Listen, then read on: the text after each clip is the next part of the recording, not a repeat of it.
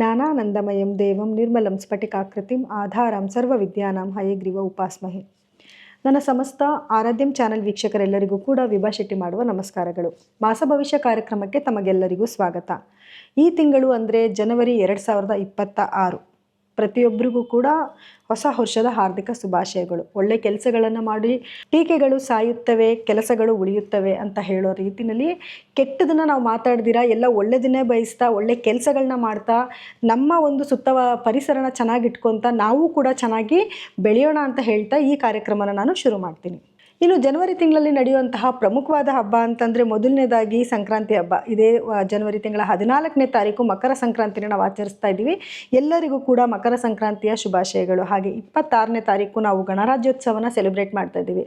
So ಪ್ರತಿಯೊಬ್ಬರಿಗೂ ಕೂಡ ಗಣರಾಜ್ಯೋತ್ಸವದ ಶುಭಾಶಯಗಳು. ಹಾಗಿದ್ರೆ ಗ್ರಹಗಳ ಸ್ಥಾನಮಾನ ಹೇಗಿದೆ ಅಂತ ನೋಡೋದಾದರೆ ನೋಡಿ, ಯಥಾಸ್ಥಿತಿಯಾಗಿ ಶನಿ ಗ್ರಹವು ಮೀನ ರಾಶಿನಲ್ಲಿ ಸ್ಥಿತನಾಗಿದ್ದಾನೆ. ಹಾಗೆ ಗುರು ಗ್ರಹವು ಮಿಥುನ ರಾಶಿನಲ್ಲಿ ಸ್ಥಿತವಾಗಿದ್ದರೆ ಕೇತು ಗ್ರಹವು ಮಕರ ರಾಶಿನಲ್ಲಿ ಸ್ಥಿತವಾಗಿದೆ. ಹಾಗೆ ರಾಹು ಗ್ರಹವು ಕುಂಭರಾಶಿನಲ್ಲಿ ಸ್ಥಿತವಾಗಿದೆ. ಇನ್ನು ಗ್ರಹಗಳ ಸ್ಥಾನಮಾನ ಏನು ಚೇಂಜ್ ಆಗಿದೆ, ಯಾವ ದಿನಾಂಕದಲ್ಲಿ ಬದಲಾವಣೆ ಆಗಿದೆ ಅಂತ ನೋಡೋದಾದರೆ ಮೊದಲನೇದಾಗಿ ಶುಕ್ರ ಗ್ರಹವು 13ನೇ ತಾರೀಕು ಧನಸ್ಸು ರಾಶಿಯಿಂದ ಮಕರ ರಾಶಿಗೆ ತನ್ನ ಪ್ರವೇಶನ ಬೆಳೆಸ್ತಾ ಇದ್ದರೆ, ಇನ್ನು ಸೂರ್ಯ ಗ್ರಹವು 14ನೇ ತಾರೀಕು ಧನಸ್ಸು ರಾಶಿಯಿಂದ ಮಕರ ರಾಶಿಗೆ ತನ್ನ ಪ್ರಯಾಣನ ಬೆಳೆಸ್ತಿದೆ. ಇನ್ನು ಕುಜಗ್ರಹವು 16ನೇ ತಾರೀಕು ಧನಸ್ಸು ರಾಶಿಯಿಂದ ಮಕರ ರಾಶಿಗೆ ತನ್ನ ಪ್ರಯಾಣನ ಬೆಳೆಸ್ತಾ ಇದ್ದರೆ, ಇನ್ನು ಬುಧ ಗ್ರಹವು 17ನೇ ತಾರೀಕು ಧನಸ್ಸು ರಾಶಿಯಿಂದ ಮಕರ ರಾಶಿಗೆ ತನ್ನ ಪ್ರಯಾಣನ ಬೆಳೆಸ್ತಿದೆ. ಹಾಗಿದ್ರೆ 4 ಗ್ರಹಗಳು ಕೂಡ ಮಕರ ರಾಶಿನಲ್ಲಿ ಸ್ಥಿತವಾಗಿರ್ತಿದೆ. ಇನ್ನು ದ್ವಾದಶ ರಾಶಿಗಳ ಮೇಲೆ ಇದರಿಂದ ಏನೆಲ್ಲ ಪ್ರಭಾವ ಬೀರ್ತಿದೆ ಅನ್ನೋದನ್ನ ನೋಡೋಣ. ಇನ್ನು ವೃಶ್ಚಿಕ ರಾಶಿಯವರ ಜನವರಿ ತಿಂಗಳ ಭವಿಷ್ಯ ಹೇಗಿದೆ ಅಂತ ನೋಡೋದಾದರೆ ನೋಡಿ, ನಿಮ್ಮ ರಾಶಾಧಿಪತಿಯಾಗಿರುವಂತಹ ಕುಜಗ್ರಹವು 3ನೇ ಮನೆಯಲ್ಲಿ ಸಂಚಾರ ಮಾಡ್ತಾ ಇರೋದ್ರಿಂದ ಸ್ವಲ್ಪ ಧೈರ್ಯವಾಗಿ ಎಲ್ಲ ಕೆಲಸಗಳನ್ನು ಮಾಡುವಂಥ ಒಂದು ಸನ್ನಿವೇಶ ಕ್ರಿಯೇಟ್ ಆಗುತ್ತೆ. ನೀವು ತುಂಬ ದಿವಸಗಳಿಂದ ಯಾವುದಾದ್ರೂ ಒಂದು ಕೆಲಸ ಮಾಡೋದಕ್ಕೋ ಅಥವಾ ಯಾರ ಹತ್ರ ಮಾತಾಡೋಕ್ಕೂ ಕೂಡ ಯೋಚನೆ ಮಾಡ್ತಾ ಇರ್ತೀರ. ಅಯ್ಯೋ ನನಗೆ ಹೆಂಗಪ್ಪ ಹೋಗೋದು, ಹೆಂಗೆ ಮಾತಾಡೋದು, ಅಥವಾ ಈ ಕೆಲಸ ಮಾಡಲೋ ಬೇಡವೋ ಅಂತ ಏನು ಆಲೋಚನೆ ಇತ್ತು ಅದೆಲ್ಲದಕ್ಕೂ ಕೂಡ ಒಂದು ಎಂಡ್ ಅಂತ ಹೇಳ್ಬೋದು. ನೀವು ಧೈರ್ಯವಾಗಿ ಕೆಲಸಗಳನ್ನ ಮಾಡುವಂಥದ್ದು, ಕರೆಕ್ಟಾಗಿ ಡಿಸಿಷನ್ನ ತೊಗೊಳ್ಳೋವಂಥದ್ದು, ಒಂದು ಸೆಲ್ಫ್ ಕಾನ್ಫಿಡೆನ್ಸಿಂದ ಎಲ್ಲ ಕೆಲಸಗಳನ್ನು ಮಾಡುವಂಥ ಒಂದು ಸನ್ನಿವೇಶ ಕ್ರಿಯೇಟ್ ಆಗುತ್ತೆ. ಯಾರೆಲ್ಲ ಸೋಷಿಯಲ್ ಮೀಡಿಯಾದಲ್ಲಿ ವರ್ಕ್ ಮಾಡ್ತಾ ಇದ್ದಾರೆ ಅವ್ರಿಗೆಲ್ಲರಿಗೂ ಕೂಡ ಒಂದು ಒಳ್ಳೆ ಟೈಮ್ ಅಂತ ಹೇಳ್ಬೋದು. ಸೊ ಏನೇ ಕೆಲಸಗಳು ಮಾಡ್ತಾ ಇದ್ರು ಕೂಡ ಬೇಗ ನೀವು ಯಶಸ್ವಿ ಆಗ್ತೀರಾ. ಹಾಗೆ ಯಾರೆಲ್ಲ ಕಂಟೆಂಟ್ ಕ್ರಿಯೇಟರ್ ಆಗಿರ್ತೀರಾ ಅವರೆಲ್ಲರಿಗೂ ಕೂಡ ಒಂದು ಶುಭ ಸುದ್ದಿ. ಯಾಕೆಂತಂದರೆ ನಿಮ್ಮ ಮಾತೆ ಬಂಡವಾಳ ಆಗಿರೋದ್ರಿಂದ ಎಲ್ಲ ನಿಮ್ಮ ಮಾತಿನ ಮೇಲೆ ಪ್ರಭಾವ ಬೀರುತ್ತೆ. ಯಾಕಂದರೆ ಇದರಿಂದ ನಿಮಗೆ ಒಂದು ಹಣ ಗಳಿಸುವಂಥದ್ದಾಗಿರ್ಬೋದು, ಯಶಸ್ಸು ಸಿಗುವಂಥದ್ದಾಗಿರ್ಬೋದು, ಬೇಗ ಜನಗಳಿಗೆ ಗುರುತಿಸ್ಕೊಳ್ಳುವಂಥದ್ದಾಗಿರ್ಬೋದು, ಈ ರೀತಿಯಾದ ಒಂದು ಶುಭ ಸಮಯ ಅಂತಲೇ ಹೇಳ್ಬೋದು. ಇನ್ನು ನೋಡಿ, ನಿಮ್ಮ 2ನೇ ಮನೆ ಅಧಿಪತಿ ಆಗಿರುವಂತಹ ಗುರುಗ್ರಹವು ನಿಮ್ಮ 8ನೇ ಮನೆಯಲ್ಲಿ ಸಂಚಾರ ಮಾಡ್ತಾ ಇರೋದ್ರಿಂದ ಅನಿರೀಕ್ಷಿತವಾದ ಹಣ ಬರುವಂಥದ್ದು ಅಥವಾ ಅನಿರೀಕ್ಷಿತವಾದ ಖರ್ಚು ಕೂಡ ಬರೋ ಸಾಧ್ಯತೆಗಳಿರುತ್ತೆ. ನೀವು ಎಕ್ಸ್ಪೆಕ್ಟೇಷನ್ ಮಾಡದೇ ಇರುವಂಥ ಮೂಲಗಳಿಂದ ಹಣ ಬರುವಂಥದ್ದು, ಪಿತ್ರಾರ್ಜಿತ ಆಸ್ತಿಗೆ ಸಂಬಂಧಪಟ್ಟಿರುವಂಥ ಕೆಲವು ಮಾತುಕತೆಗಳಾಗುವಂಥದ್ದು, ಅಥವಾ ಏನಾದರೂ ಕಂಡುಹಿಡಿಯುವಂಥ ಕೆಲಸಗಳು, ಸಂಶೋಧನೆಯ ಕೆಲಸಗಳೇನಾದ್ರು ಮಾಡ್ತಿದ್ರೆ ಅಥವಾ ಸೈನ್ಸ್ ಡಿಪಾರ್ಟ್ಮೆಂಟಲ್ಲಿ ಏನಾದರೂ ಇದ್ರಿ ಅಂದರೆ ಅವ್ರಿಗೆ ಖಂಡಿತವಾಗ್ಲೂ ಯಶಸ್ಸು ಸಿಗುವಂಥ ಸಮಯ ಆಗಿರುತ್ತೆ. ಹಾಗೆ ಸ್ವಲ್ಪ ಗುಪ್ತ ರೋಗಗಳು ಪತ್ತೆ ಆಗೋ ಚಾನ್ಸಸ್ ಕೂಡ ಇರುತ್ತೆ. ಸೊ ಆ ಥರದ್ದು ಏನಾದ್ರು ಕಂಡಾಗ ನೀವೇನು ಮಾಡಬೇಕು, ಮೊದಲೇ ಅದನ್ನು ವೈದ್ಯರ ಸಲಹೆ ತೊಗೊಳ್ಳೋವಂಥದ್ದು, ತಕ್ಷಣ ಪ್ರಿಕಾಷನ್ ತೊಗೊಳ್ಳೋದ್ರಿಂದ ಆಗೋ ನೆಗೆಟಿವಿಟಿನ ನೀವು ತಪ್ಪಿಸ್ಕೊಬಹುದು.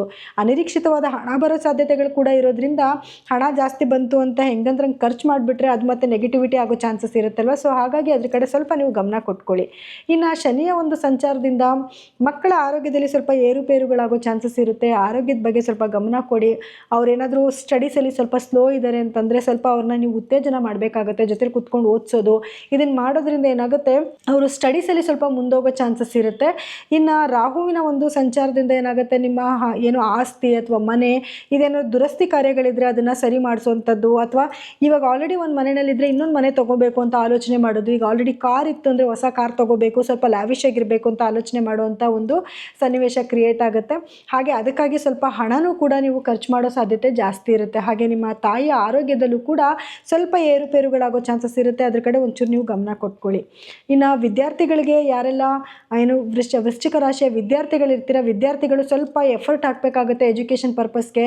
ಸ್ವಲ್ಪ ನೀವು ಎಫರ್ಟ್ಫುಲ್ಲಾಗಿ ಓದಿದ್ರೆ ಮಾತ್ರ ನಿಮಗೆ ಒಂದು ಒಳ್ಳೆ ಮಾರ್ಕ್ಸ್ ಸಿಗುವಂಥ ಒಂದು ಚಾನ್ಸಸ್ ಇರುತ್ತೆ. ಇನ್ನು ಕೇತುವಿನ ಒಂದು ಸಂಚಾರ ಅಂತ ನೋಡೋಕ್ಕೆ ಬಂದಾಗ ನಿಮ್ಮ 10ನೇ ಮನೆಯಲ್ಲಿ ಕೇತುವಿನ ಒಂದು ಸಂಚಾರ ಇರೋದ್ರಿಂದ ನಿಮ್ಮ ಕೆಲಸದಲ್ಲಿ ಸ್ವಲ್ಪ ಪ್ರೆಷರ್ ಜಾಸ್ತಿ ಇರುತ್ತೆ. ಅಂದರೆ ನೀವೇನು ವ್ಯಾಪಾರ ಮಾಡ್ತಾ ಇದ್ದೀರಾ ಅದು ಸ್ವಲ್ಪ ಚಾಲೆಂಜಸ್ನ ಎದುರಿಸುವಂಥ ಒಂದು ಸನ್ನಿವೇಶ ಕ್ರಿಯೇಟ್ ಆಗುತ್ತೆ. ಸ್ವಲ್ಪ ಎಫರ್ಟ್ಫುಲ್ಲಾಗಿ ಕೆಲಸ ಮಾಡೋದ್ರಿಂದ ನೆಗೆಟಿವಿಟಿಯಿಂದ ನೀವು ತಪ್ಪಿಸ್ಕೊಬಹುದು. ಇನ್ನು ಉದ್ಯೋಗಸ್ಥರಿಗೆ ಕೆಲಸದಲ್ಲಿ ಸ್ವಲ್ಪ ಪ್ರೆಷರ್ ಜಾಸ್ತಿ ಇರುತ್ತೆ. ಏನೇ ಪ್ರೆಷರ್ ಇದ್ದರೂ ಕೂಡ ಎಲ್ಲನೂ ಕೂಡ ಚಾಲೆಂಜಸ್ನ ಎದುರಿಸೋಂಥ ಒಂದು ಶಕ್ತಿ ಧೈರ್ಯ ನಿಮಗೆ ಚೆನ್ನಾಗಿ ಬರುತ್ತೆ. ಹಾಗಾಗಿ ಎಲ್ಲ ಡೇರಾಗಿ ನೀವು ಕೆಲಸ ಮಾಡ್ತೀರಿ. ನಿಮ್ಗೆ ಗೊತ್ತಿಲ್ಲದಿರೋ ಕೆಲಸಗಳನ್ನ ಕೊಟ್ಟರು ಕೂಡ ಅದನ್ನು ಮಾಡಿಸಿ ಪ್ರಶಂಸೆ ತಗೊಳ್ಳೋಂಥ ಒಂದು ಸಮಯ ಇದಾಗಿರುತ್ತೆ. ಇನ್ನು ಆರೋಗ್ಯದ ವಿಷಯಕ್ಕೆ ಅಂತ ಬಂದಾಗ ಸ್ವಲ್ಪ ಕುತ್ತಿಗೆ ನೋವು ಬರುವಂಥದ್ದು, ಭುಜ ನೋವು ಬರುವಂಥದ್ದು, ಸ್ವಲ್ಪ ಸ್ಟಮಕ್ ಪ್ರಾಬ್ಲಮ್ ಆಗೋ ಚಾನ್ಸಸ್ ಇರುತ್ತೆ. ಆಗಿಂದಾಗಲೇ ನೀವು ವೈದ್ಯರ ಸಲಹೆ ತಗೊಳ್ಳೋದ್ರಿಂದ ಆಗೋವಂಥ ಒಂದು ನೆಗೆಟಿವಿಟಿನ ನೀವು ತಪ್ಪಿಸ್ಕೊಬಹುದು.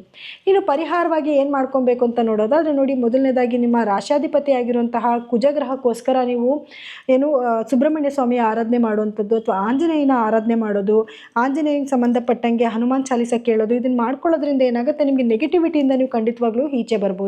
ಇನ್ನು ಶನಿಯ ಒಂದು ಅನುಗ್ರಹಕ್ಕೋಸ್ಕರ ನಿಮ್ಮ ಕೈಲಿ ಸಾಧ್ಯ ಆದಷ್ಟು ದಾನ ಧರ್ಮ ಮಾಡುವಂಥದ್ದು, ರಾಹುವಿನ ಒಂದು ಅನುಗ್ರಹಕ್ಕೋಸ್ಕರ ನೀವು ದುರ್ಗಾದೇವಿಯನ್ನು ಆರಾಧನೆ ಮಾಡುವಂಥದ್ದು, ಗುರುವಿನ ಒಂದು ಸ್ಥಾನಮಾನ ನಿಮಗೆ 8ನೇ ಮನೇಲಿ ಕೂತ್ಕೊಂಡಿರೋದ್ರಿಂದ ನೆಗೆಟಿವಿಗಿಂತ ನಿಮಗೆ ಪಾಸಿಟಿವ್ ಜಾಸ್ತಿ ಆಗಲಿ ಅನ್ನೋ ಒಂದು ಕಾರಣಕ್ಕೆ ಗುರುವಿನ ದೇವಸ್ಥಾನಕ್ಕೆ ಹೋಗುವಂಥದ್ದು, ಕಡಲೆಕಾಳಿಂದ ಮಾಡಿರೋ ಖಾದ್ಯಗಳನ್ನ ದಾನ ಮಾಡುವಂಥದ್ದು ಅಥವಾ ಹಳದಿ ಬಣ್ಣದ ಸಿಹಿನ ದಾನ ಮಾಡುವಂಥದ್ದು, ಯಾರೆಲ್ಲ ವಿದ್ಯಾರ್ಥಿಗಳಿರ್ತೀರಾ ಸ್ಟಡಿ ಮೆಟೀರಿಯಲ್ಸ್ನ ಸ್ವಲ್ಪ ದಾನ ಧರ್ಮ ಮಾಡುವಂಥದ್ದು, ಅಂದರೆ ನೀಡ್ಫುಲ್ ಪೀಪಲ್ಗೆ ಕೊಡೋದ್ರಿಂದ ಏನಾಗುತ್ತೆ, ಕೆಲವೊಂದು ನೆಗೆಟಿವಿಟಿ ಏನಾಗ್ತಿದೆ ಅದರಿಂದ ನೀವು ತಪ್ಪಿಸ್ಕೊಬೋದು. ಹಾಗೆ ಗಣಪತಿಯ ಧ್ಯಾನ ಮಾಡುವಂಥದ್ದು, ಬೀದಿ ನಾಯಿಗಳಿಗೆ ಆಹಾರ ಹಾಕೋದ್ರಿಂದನೂ ಕೂಡ ಸ್ವಲ್ಪ ನಿಮ್ಮ ರಾಶಿಗೆ ಏನು ನೆಗೆಟಿವಿಟಿ ಆಗ್ತಿದೆ ಅದರಿಂದ ನೀವು ಈಚೆ ಬರ್ಬೋದು. ಇನ್ನು ಇಲ್ಲಿವರೆಗೂ ಹೇಳಿರುವಂಥ ಫಲಗಳು ಗೋಚಾರ ಫಲಗಳಾಗಿದ್ದು, ನಿಮ್ಮ ದಶ ಭುಕ್ತಿ ಮತ್ತು ಗ್ರಹಗಳ ಸ್ಥಾನಮಾನದ ಮೇಲೆ ನಿಮಗೆ ಫಲಗಳಲ್ಲಿ ಸ್ವಲ್ಪ ವ್ಯತ್ಯಾಸಗಳಾಗುತ್ತೆ. ಹಾಗಾಗಿ ದಯಮಾಡಿ ನಿಮ್ಮ ಜಾತಕನ ಒಮ್ಮೆ ಪರಿಶೀಲನೆ ಮಾಡಿಸ್ಕೊಳ್ಳಿ. ನೀವೇನಾದರೂ ನಮ್ಮಲ್ಲಿ ಜಾತಕನ ಪರಿಶೀಲನೆ ಮಾಡಿಸ್ಕೊಬೇಕು ಅಂತಂದರೆ ಕೆಳಗಡೆ ಸ್ಕ್ರೋಲ್ ಆಗ್ತಿರೋಂಥ ನಮ್ಮ ನಂಬರ್ಗೆ ಕರೆ ಮಾಡಿ ಅಪಾಯಿಂಟ್ಮೆಂಟ್ನ ತೊಗೋಬೋದು. ಹಾಗೆ ಇದಾಗಿತ್ತು ದ್ವಾದಶ ರಾಶಿಗಳ ಈ ದಿನದ ಫಲಾನುಫಲಗಳು. ಇನ್ನು ಯಾರೆಲ್ಲ ನಮ್ಮ ಚಾನೆಲ್ನ ಸಬ್ಸ್ಕ್ರೈಬ್ ಮಾಡ್ಕೊಂಡಿಲ್ಲ ದಯಮಾಡಿ ಸಬ್ಸ್ಕ್ರೈಬ್ ಮಾಡ್ಕೊಳ್ಳಿ. ನಿಮಗೆ ಈ ಕಾರ್ಯಕ್ರಮ ಇಷ್ಟ ಆಗಿತ್ತು ಅಂದರೆ ಲೈಕ್ ಕೊಡಿ, ಕಮೆಂಟ್ ಮಾಡಿ. ಹಾಗೆ ಇದಾಗಿತ್ತು ದ್ವಾದಶ ರಾಶಿಗಳ ಈ ತಿಂಗಳ ಒಂದು ಫಲಾನುಫಲಗಳು. ಇನ್ನು ಮುಂದಿನ ತಿಂಗಳ ಒಂದು ಫಲಾನುಫಲಗಳು ಹೇಳೋದಕ್ಕೆ ನಾನು ಮತ್ತೆ ಬರ್ತೀನಿ. ಎಲ್ಲರಿಗೂ ಕೂಡ ನನ್ನ ಧನ್ಯವಾದಗಳು.